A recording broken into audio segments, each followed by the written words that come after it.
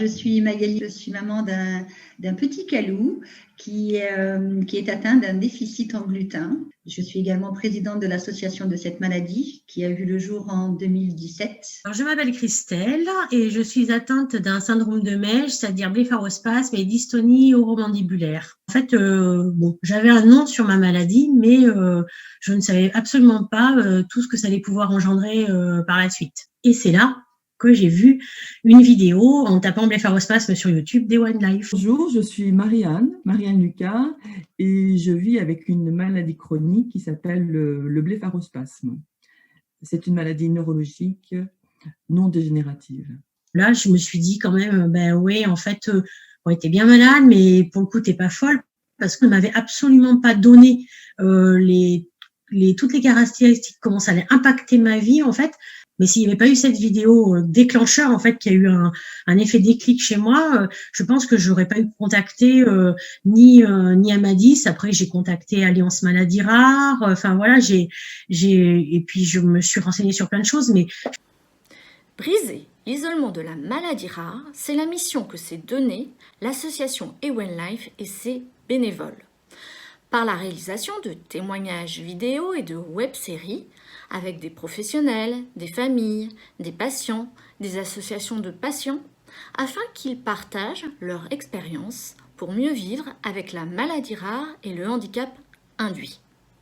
Mais aussi via notre plateforme de streaming Ewan Life, où nous sélectionnons les vidéos déjà existantes sur YouTube et Vimeo qui nous semblent pertinentes pour les familles et leur permettre de ne pas perdre de temps dans leurs recherches sur le net. Nos témoignages et nos web-séries, nous les diffusons sur les réseaux sociaux. Facebook, Instagram, LinkedIn et tout récemment TikTok, le réseau des jeunes. Cherche, c'est un acronyme. Il y a aucun voyage, il y a rien de spécial que tu peux pas faire à cause de la maladie. À cette occasion, certains de ces jeunes, et en particulier des jeunes patients, nous ont contactés avec une question claire.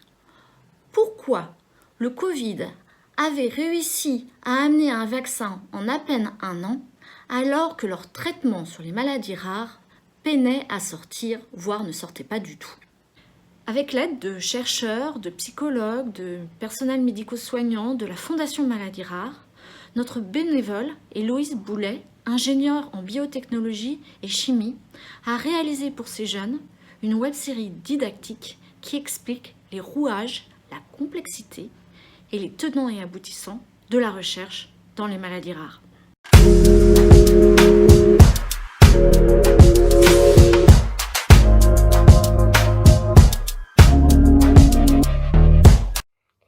La recherche dans les maladies rares, c'est super vaste et c'est pas toujours simple de comprendre tous les mécanismes qui se cachent derrière.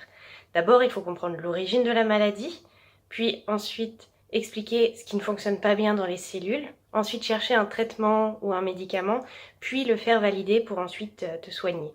L'objectif de ces vidéos, ça va être de te montrer l'ensemble des étapes de la recherche dans les maladies rares, de la compréhension de ta maladie jusqu'à la mise sur le marché d'un traitement ou d'un médicament pour te soigner. Mais avant ça, on commence par le commencement. Cette web-série, ces témoignages vidéo, parlez-en à vos patients, à vos adhérents, à vos proches.